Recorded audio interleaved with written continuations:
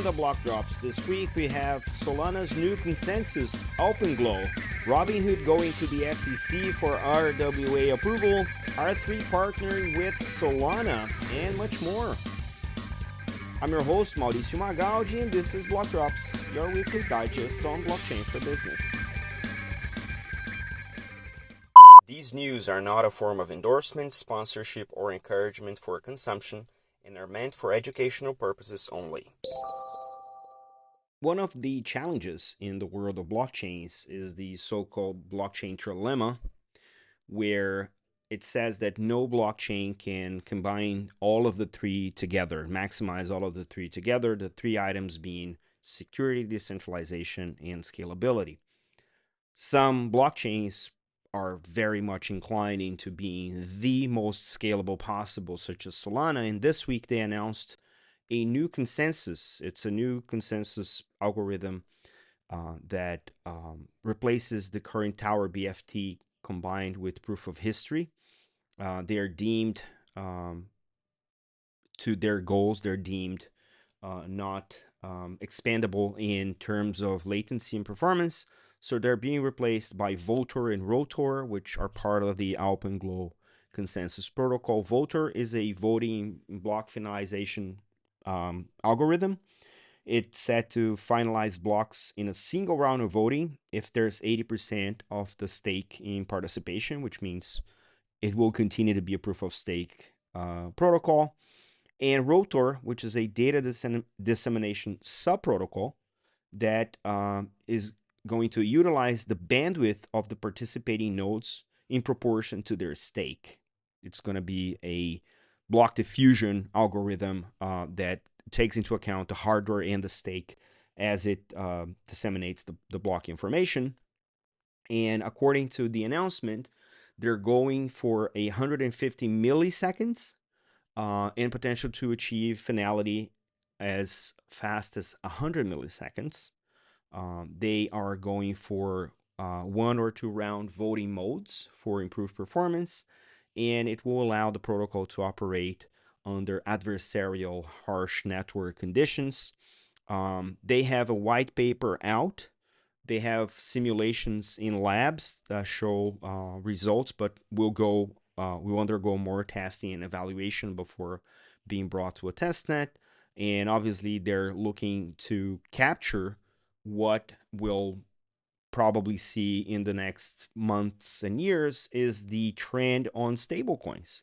Solana has a good chunk of the USDC volume in terms of issuance and trading volume, and has done amazing on the meme coin trading world, which is also requires a lot of scalability. And we will continue to see apparently a lean from Solana into the world of scalability, as they obviously have some compromises in decentralization. So looking forward to see what comes next as this thing gets rolled out.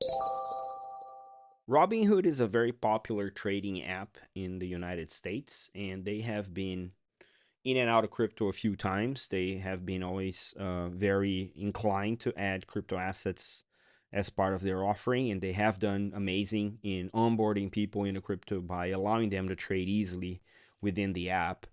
And this week they went after a SEC approval for a federal framework for tokenized RWAs. Their goal is to modernize securities trading infrastructure with a national framework that is based on blockchain. The way that they're going about it is that they are proposing a RWA exchange framework called RRE, and it will integrate off-chain trading matching, which is the regular mechanism in which the trades are negotiated, with on-chain settlement. Back to my earlier point on the Solana part, because this proposal has a dual chain architecture, one of them being Solana and the other one being Base, which is a layer 2 on Ethereum. The goal is to allow for performance and flexibility, hoping to support 30,000 transactions per second and under 10 microsecond latency in that arrangement. This proposal has 4 major points. The one is, which I think is the most important, is token equivalence. They want the tokenized asset to have the same legal recognition as the underlying asset that they represent, which is a little bit confusing for the current framework in the United States. The proposal also includes compliance tools such as KYC and AML for on-chain tracking, the actual platform for 24/7 trading, and a lot of regulatory protection, aiming to reduce costs by 30% every year, and position this as a scalable solution that aligns traditional finance needs with the new generation of digital assets or on-chain assets or tokenized RWAs, however you may want to call them. In my mind, this also opens up the door for other countries to actually chime in and maybe have a harmonized framework globally. It doesn't have to be on the same blockchains, layer 1, layer 2, what have you, but having the same parity of an RWA having the same legal boundaries of the underlying asset, to me, in the world of blockchain, is probably one of the biggest unlocks, because then tokens become part of the day-to-day of businesses in general, and everything can be moved at the pace of the blockchain. So I'm looking forward to see the response from the SEC about this, but this has legs to stand on.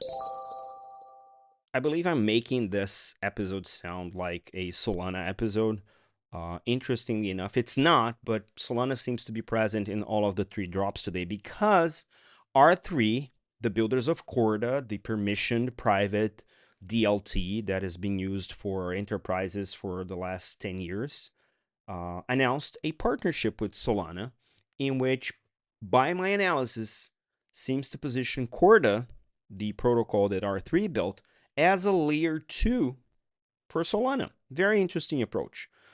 It was very interesting to see the change in stance from R3 and the founders, CEO and CTO, in the announcements as they reevaluate the position of permission chains. You've heard me say, for those of you listening to the podcast for longer, you've heard me say how limited the permissioned blockchain space was going to become as public chains would evolve in a variety of directions that would put permission chains into a more niche space more and more. And that's exactly the acknowledgement that the founders of R3 made in the announcements, that the scenario has changed, the regulators have changed, the stance and the appetite have changed. So therefore, they had a jump start on the enterprise, but they're now breaking into, say, open waters with the partnership with Solana. According to the announcement, they will have 3 things technically that will integrate with Solana. The first is that they will have transaction confirmation on Solana. The transactions on Corda will be confirmed in real time, or can be confirmed in real time, in the Solana consensus. The settlement with Solana-based stablecoins. Again, third time we're talking about stablecoins today. Third time we're talking about Solana. They're going to have atomic transactions, DVP, on Solana, settling with Solana-based stablecoins, and they will have a direct liquidity bridge. That means that permission chains, and this is a recognition from R3 in this case, cannot achieve the same level of liquidity as public chains do. And therefore, they're looking for a partnership with one of the most popular chains, in this case, Solana. In practice, if you are confirming transactions and settling stablecoins against another blockchain, what that makes you is a layer 2. This is a very similar arrangement than what you will see in architectures such as the Parfin Rails, where you have a permission chain rolling into a public chain. Parfin does that with Arbitrum. So it is kind of a standard pattern we're going to see with the enterprises. Hopefully not, but we'll keep tabs on this because this is interesting.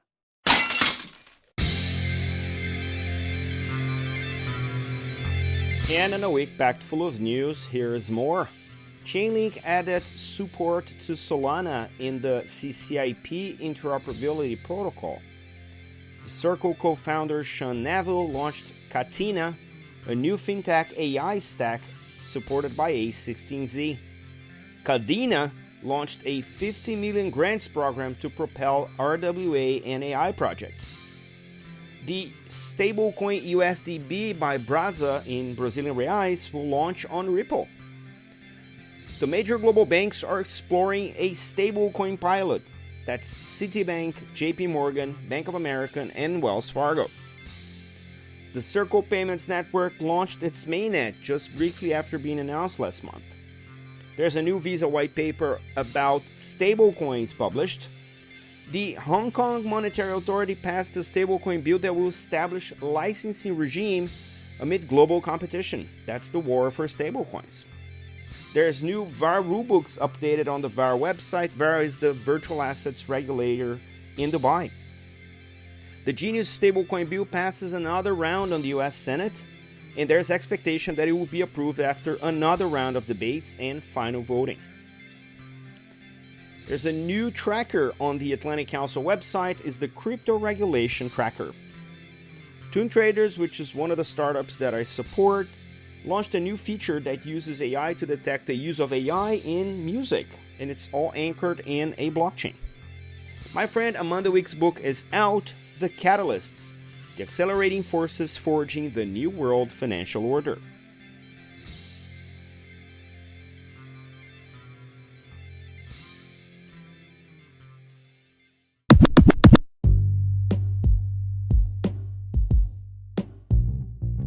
Catch us online. We're on Instagram at BlockDrops Podcast, on Twitter at BlockDropsPod or 0x Mauricio. We're on Lens at blockdrops.lens. We have a newsletter on LinkedIn. Write to us at blockdropspodcast@gmail.com, and you can listen to the BlockDrops Podcast at Spotify, iColab, Faberbun Tech, and all of the other major streaming platforms. Yay! Shout out to the people who share the links you'll find in the episode notes. Dan Ferni, Nitin Gower, Elise Susie Watts, Ruben Bombardi, Carlos Gaiotto, Kai Sheffield, Sunil Sharma, Carlos Arena, Tina White, Silvio Pegado, and Ananya Kumar.